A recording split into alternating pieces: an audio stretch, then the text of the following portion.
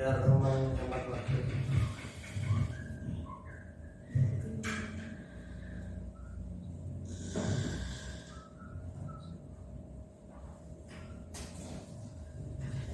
Wah, ini kopi dari Bin.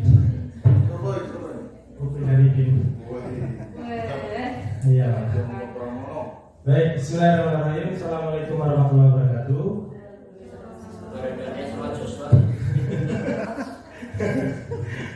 Bapak Ibu sekalian, di sini saya pribadi bukan orang yang ilmunya di atas daripada Bapak Ibu, justru saya ini orang yang ilmunya paling bawah.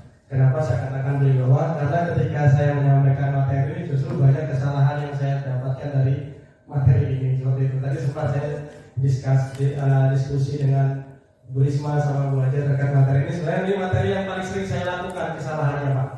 Jadi ketika saya menyampaikan ini serasa kayak saya ini mengintrospeksi diri saya. Seperti itu. Selama saya waktu mendapat menjadi wakil kesiswaan seperti itu.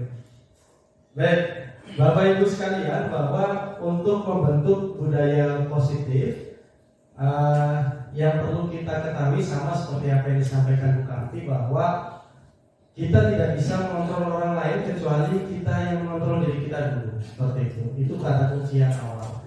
Jadi ketika kita ingin anak, seperti yang disampaikan Pak Jack, ketika kita ingin anak kita sholat di masjid bareng-bareng, ya kita harus usahakan kita sendiri dulu yang berusaha sholat dulu di masjid. Seperti itu.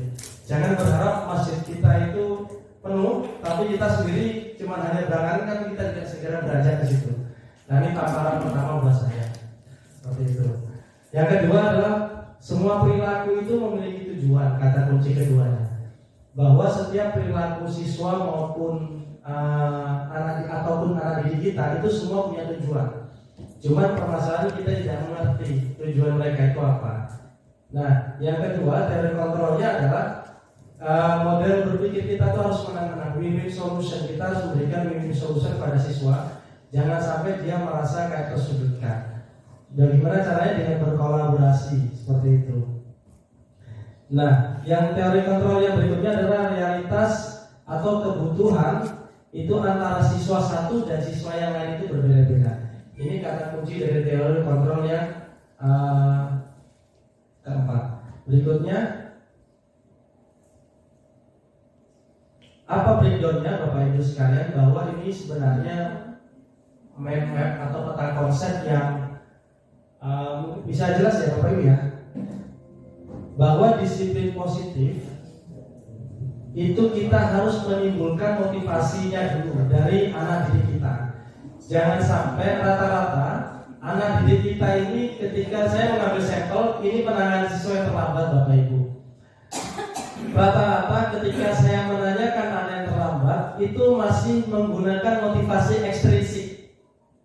Jarang ada motivasi intrinsik yang ia keluarkan. Apa saja?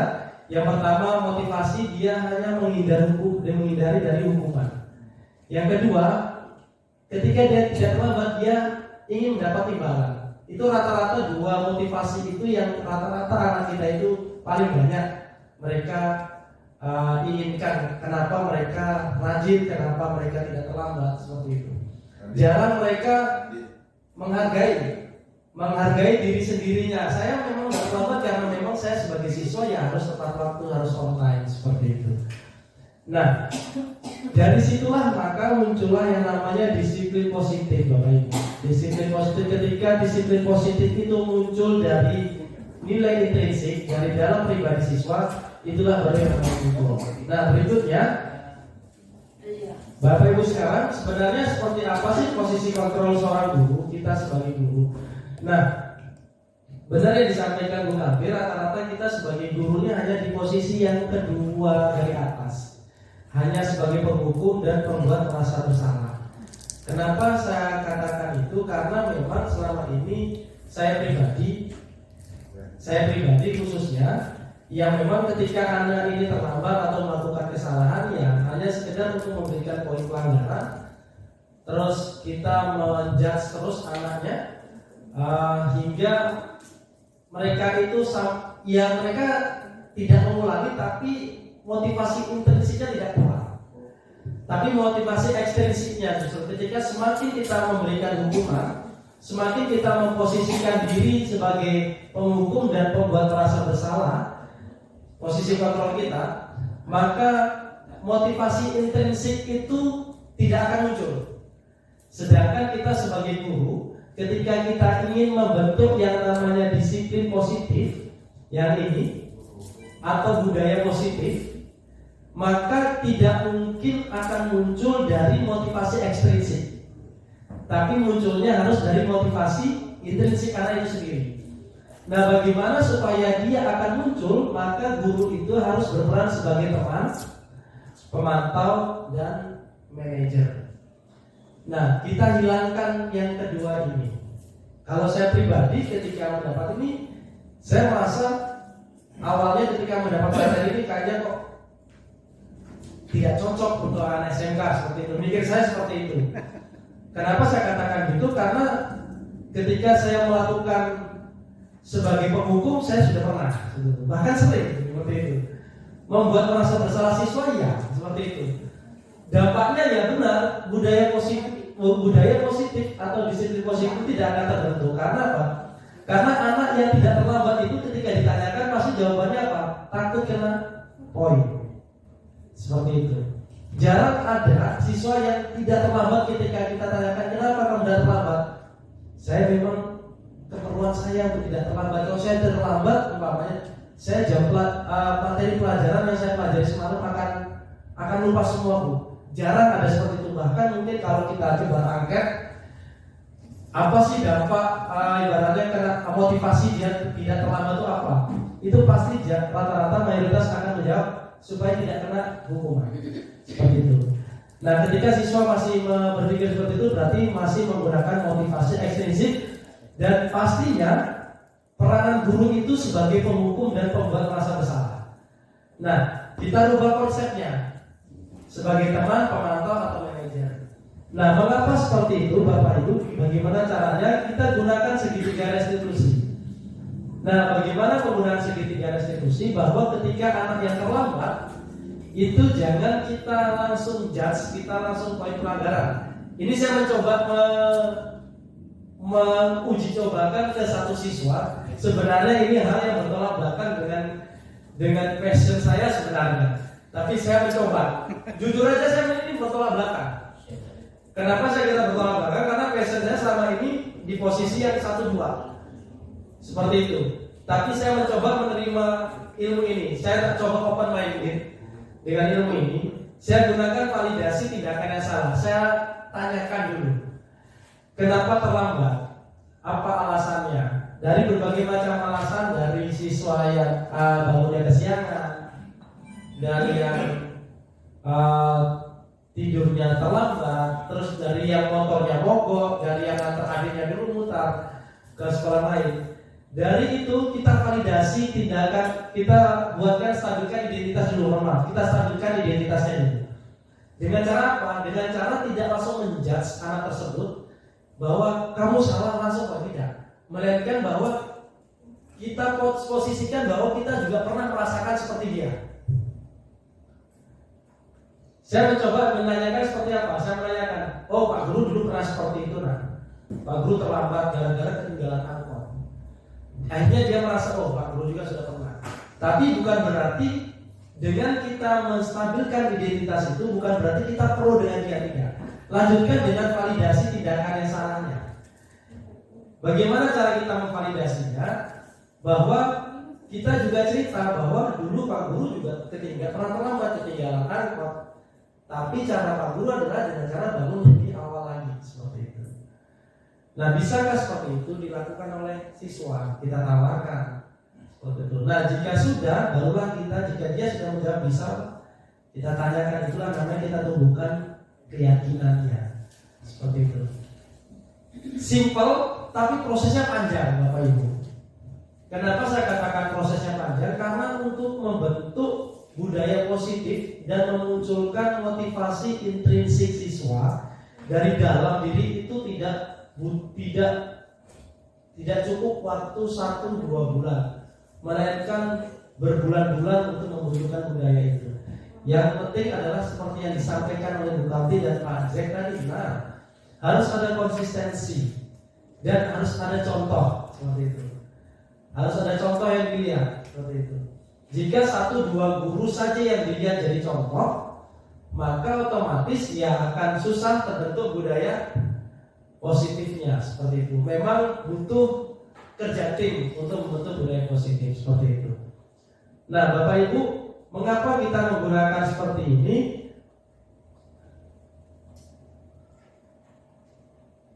Nah, karena apa? Karena siswa itu juga memiliki kebutuhan. Apa kebutuhannya Bapak Ibu? Ini kebutuhannya. Kebutuhan bertahan hidup, kebutuhan penguasaan, kebutuhan kasih sayang dan rasa diterima, kebutuhan kesenangan, dan kebutuhan kebebasan. Ini sudah kebutuhannya manusia. Dan hanya siswa, Bapak Ibu kita sendiri pun mempunyai 5 kebutuhan dasar manusianya, ya ini seperti itu. Tidak ada tambahan kebutuhan yang lain seperti itu. Hanya ini saja.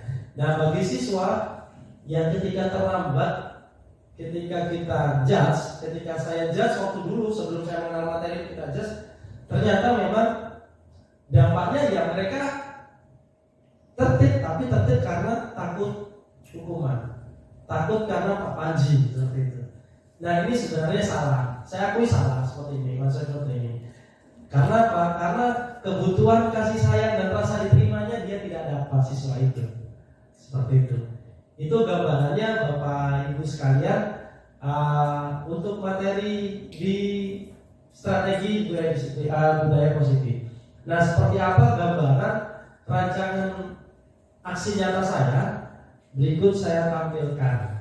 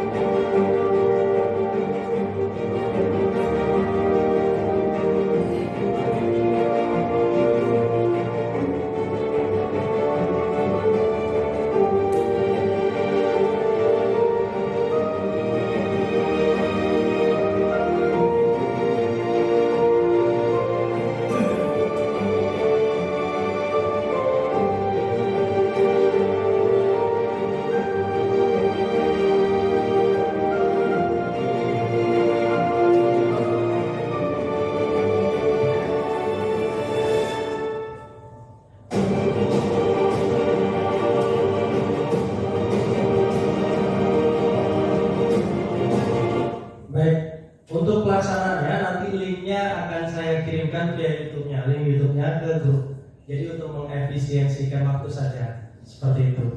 Sudah saya laksanakan, nanti link YouTube-nya nanti akan saya kirimkan ke grup. Seperti apa sih konsep praktek segitiga restitusi bagi aksi nyata saya di penanganan siswa yang terlambat. Seperti itu. Demikian Bapak Ibu pemaparan dari saya. Mohon maaf jika ada banyak kurangnya seperti itu, karena memang dari saya pribadi untuk materi ini sebenarnya ya inilah kekurangan saya, gambaran introspeksi dan refleksi diri saya pribadi terkait konsep budaya positif seperti itu. Terima kasih. Assalamualaikum warahmatullahi wabarakatuh. Silakan Bapak Ibu bagi yang ingin bertanya. Silakan yang lain lagi. Saya ini Pak, Bu, saya Bu. Ya, bukan di sini.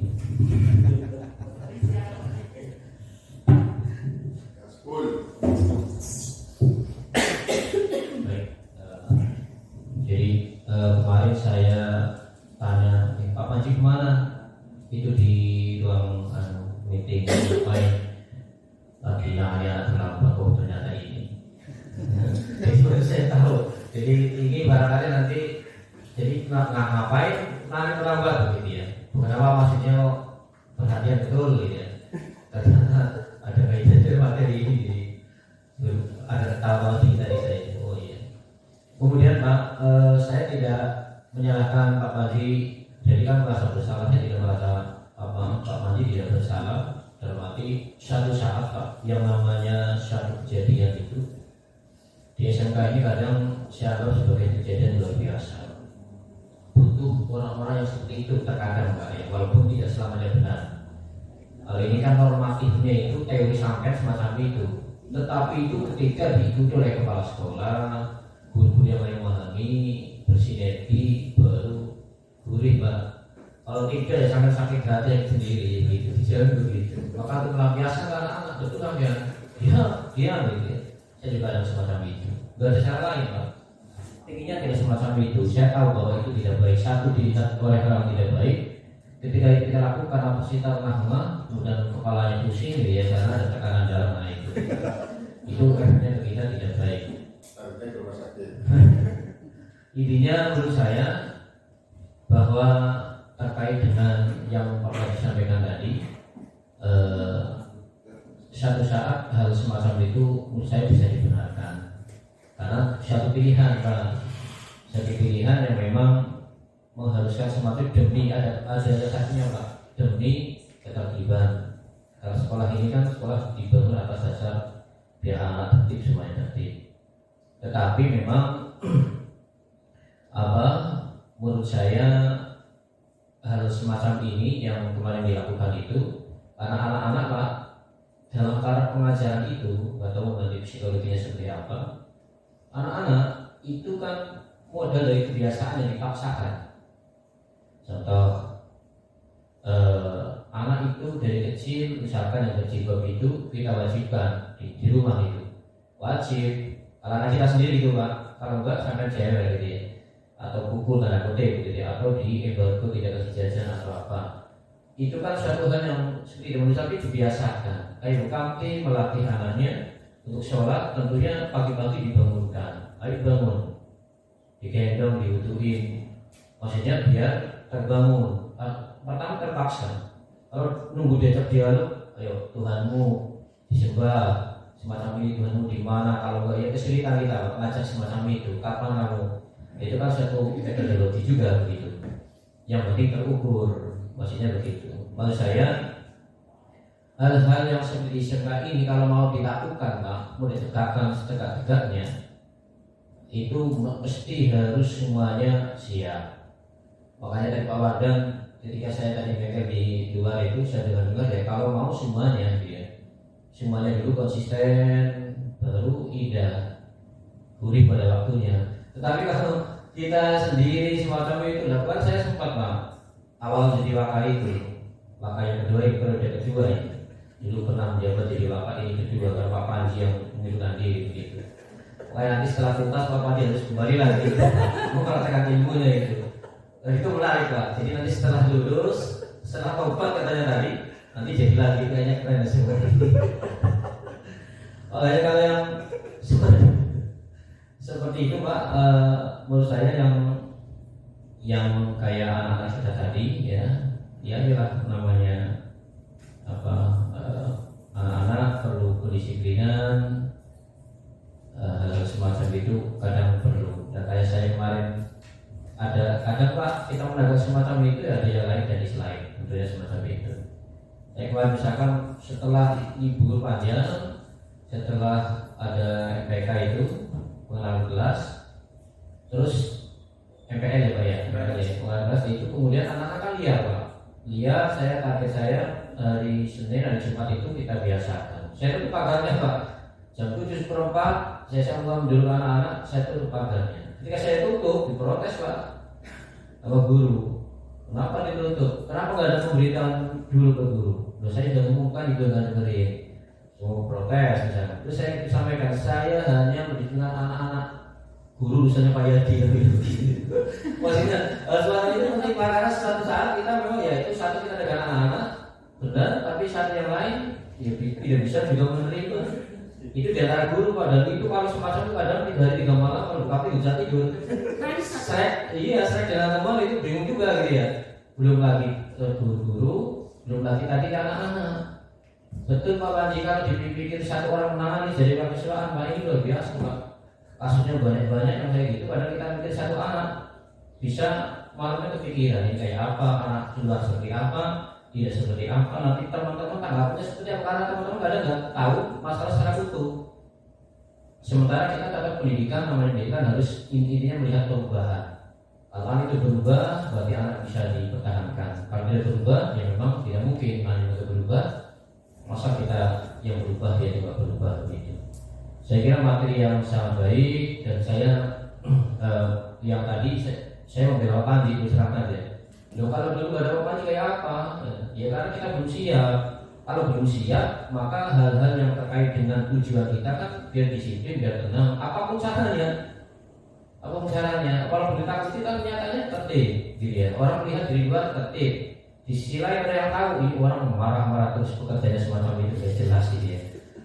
Tapi kan di sisi lain ada positifnya lebih banyak. Kita harus memilih, Pak. Dia harus memilih memang. Kalau nggak memilih, ya kita bingung sana sini gitu. Jadi ya menurut saya ya evaluasi tetap karena Pak Panji kan wajib juga kesampaian juga jadi sahabat-sahabat. Kalau sahabat itu jelas itu gitu ya. Nah itu jelas harus ada evaluasi diri itu terkait dengan Pak Panji. Tapi kebijakan yang kemarin saya tidak menyalahkan karena sekolah itu ternyata maju banyak perkembangannya begini. Saya kira itu Pak. Terima kasih. Assalamualaikum warahmatullahi wabarakatuh. Baik, terima kasih Pak Zakari atas masukannya.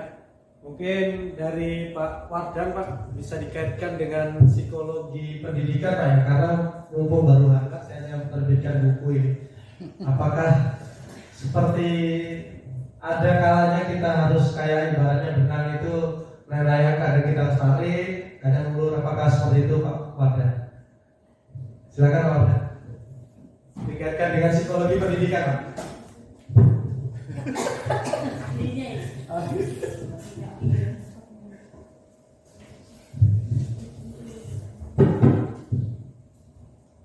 Sebenarnya tadi saya tidak mau komen, tapi ternyata karena itu baik. Bahwa dalam pendisiplinan itu sesungguhnya yang memang harus dominan kita lakukan itu di beberapa teori pendisiplinan itu adalah uswah tadi, memberikan contoh. Bahkan baginda Rasul, mungkin agak menyimpang saya berbicara, baginda Rasul itu kan mengajarkan para sahabat-sahabatnya tentang perilaku dan lain sebagainya. Maka baginda Rasul yang kemudian pertama kali mempraktikkan tentang hal itu, tinggal bagaimana disentuh kolbunya. Itu yang harus kita upayakan sesungguhnya kalau dalam proses pendisiplinan. Tetapi di beberapa teori juga membenarkan terkait dengan memberikan punishment tadi, hukuman. Dengan satu catatan bahwa secara psikologis ketika orang diberikan punishment terus-menerus, maka akan berefek kepada karakternya, sehingga ada satu hal yang ditakuti pasca dia tidak diintimidasi atau tidak diberikan punishment oleh orang tersebut, maka dianggap angin berlalu. Maka itu tidak baik kalau terlalu sering memberikan punishment. Punishment, kata beberapa pakar pendidikan mengatakan bahwa punishment itu akan sangat berharga ketika diberikan pada kondisi yang tepat atau saat yang tepat. Sama dengan reward tadi. Ketika reward diberikan pada saat yang tepat, maka juga akan berimbas terhadap perkembangan psikologi dan perkembangan perilaku anak. Kalau kemudian diminta pendapat saya, apakah punishment itu perlu? Iya, tetapi tidak sesering mungkin. Ada hal yang perlu kita punishment ketika anak itu sudah kita dekati secara personal, kita dekati dengan bahasa hati, dan tadi bahasa yang disampaikan Bu Karti 2-3 kali, 4 kali sampai 5 kali, kemudian tidak hatinya juga terketuk dan terbentuk, maka punishment menurut saya sangatlah penting untuk kita berikan kepada mereka, karena tidak semua karakter karakter manusia, tidak semua jiwa manusia bisa disentuh dengan lembut. Perlu ada pendekatan kekerasan, perlu ada pendekatan punishment yang perlu kita lakukan untuk menyentuh kolbunya, hingga nanti begitu 2-3 kali punishment, lambat laun juga dia akan terbentuk. Kemudian juga ada satu teori yang saya baca terakhir kemarin waktu saya memberikan kuliah di UIN itu, ada satu teori mengatakan bahwa, saya lupa siapa pencetusnya, bahwa untuk pembiasaan terkait dengan ibadah tidak bisa disentuh dengan kolbu, tapi harus dengan kekerasan. Contoh, saya ingin mendidik anak saya untuk rajin bangun sholat subuh, maka dengan kekerasan atau dengan paksaan, kamu harus bangun jam sekian, sholat sekian, itu boleh. Tetapi yang tidak boleh adalah terlalu sering memberikan itu. Saya kira itu pandangan saya. Terima kasih atas penghargaan yang luar biasa kepada saya memberikan pandangan. Terima kasih. Assalamualaikum warahmatullahi wabarakatuh. Terima kasih Pak. Silakan Pak. Baik, terima kasih Pak Wardan. Mungkin kita agendakan Pak, satu hari full kayaknya cocok ini Pak Wardan berkolaborasi kita Pak terkait dengan psikologi. Ada lagi Bapak Ibu sekalian? Cukup ya Bapak Ibu? Mungkin benar Pak. Ya silakan nanti. Acil belum ngomong. Sebelum ditutup Pak Panji, saya ingin sekali dari yang hadir di sini 2 atau 3 orang menyampaikan kesannya atau efek apa yang dirasakan Bapak Ibu setelah dapat materi menurut saya baru gitu ya, tapi menurut teman-teman mungkin berbeda. Jadi minta tolong testimoninya. Siapa yang mewakili, mohon ke boleh. Nggak ada depresi semua. Silahkan Bapak Ibu ya. Atau ini biasa aja, bukan hal baru bagi saya, atau terserah kesan Bapak Ibu setelah mendapatkan materi seminar pada pagi hari ini. Dipersilahkan. Pak Jul, Udawi sama Ayo Bapak Ibu. apa ada kondisi harus memang menunjukin di sorting kan.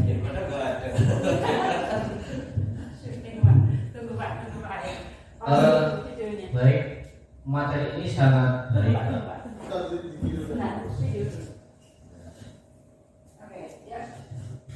Dari pemaparan kedua materi Bu Kapti dan Pak Panji, saya kira suatu yang luar biasa, ilmu yang sebenarnya memang diketahui, kemudian dimengerti, dipahami, dan kemudian diterapkan, dilaksanakan bersama-sama. Karena ilmu keyakinan kelas tadi dan seterusnya itu adalah yang tidak mungkin akan mendapatkan hasilnya manakala tidak bersinergi antara satu yang lainnya.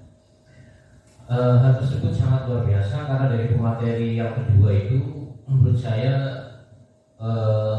seperti Pak Panji ini sampai bulan mengambil kesimpulan ada banyak sekali yang perlu saya baiki. Ya, walaupun saya tadi menyatakan bahwa secara pendapat saya tidak ada yang perlu terlalu banyak direvisi, cuma mungkin untuk istilahnya pembelajaran pribadi, untuk kemudian introspeksi diri itu penting, karena kedepannya kita kan semakin tua gitu, perlu bijak berarti semacam itu kan, tidak mungkin kan kita teriak-teriak selamanya begitu.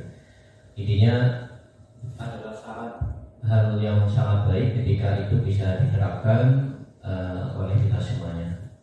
Saya kira itu Bu ya. Jadi materi sangat baik begitu. Terima kasih. Assalamualaikum warahmatullahi wabarakatuh. Ada satu lagi mungkin dari versi yang lain. Saya silakan. Ya, perwakilan dari ibu-ibu.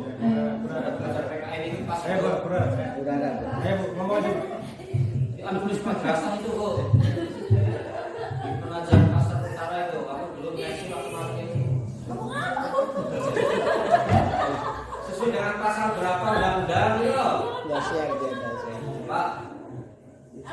ngomong kamu sampai siswa. Ya, berkata. Boleh Mas Yara, silakan. Apa boleh Mariana itu loh? Ayo, tolong salah satu testimoninya, terserah aja. Makanya saya budaya aja yang bagus. Ayo, Bumi Pak. Assalamualaikum warahmatullahi wabarakatuh. Waalaikumsalam. Terima kasih kepada kesempatannya. Mungkin tadi saya telat datang, jadi materi dari Ibu Kamti tidak sampai selesai saya dengarkan. Untuk materi dari Pak Panji, mungkin ini apa namanya Pak ya? Ya, strategi baru untuk kita menghadapi para siswa. Tadi Pak Panji bilang ini bukan seperti diri saya sendiri ketika menerapkan materi ini. Sebenarnya juga memang anak SMA, saya sendiri dulu waktu SMA tidak suka kepada guru yang tiba-tiba memberikan hukuman seperti itu. Mungkin pendekatan yang sekarang diberikan ini lebih baik untuk kedepannya, karena anak-anak di zaman sekarang beda dengan kita dulu. Dulu orang tua ketika anaknya dimarahin di sekolah tidak pernah ada yang namanya protes. Mungkin kalau sekarang banyak. Jadi ini strategi seperti ini saya kira cukup bagus untuk kita terapkan ke depannya dan berdasarkan pengalaman saya sendiri. Karena juga saya dekat dengan anak-anak di kelas, banyak mereka yang mengatakan, Bu, kenapa guru ini begini, padahal kami maunya begini. Yang disampaikan oleh Pak Panji sebagian tadi saya cukup setuju untuk melanjutkan atau menerapkan strategi itu untuk menghadapi anak-anak di dalam kelas. Mungkin itu aja Bu yang bisa saya sampaikan, kurang lebihnya mohon maaf. Wassalamualaikum warahmatullahi wabarakatuh. Mantap. Sebagian cukup setuju. Saya sangat setuju.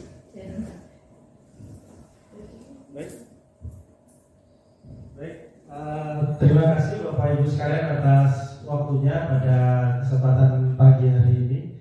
Saya kira itu cukup. Mohon maaf atas segala kesalahan. Nanti mohon izin Bapak Ibu kami foto bareng ya sebagai bukti. Bukan sampai setelah dulu Kak Pak. Biasanya sampai setelah dulu. Ya, kita menghindari makan.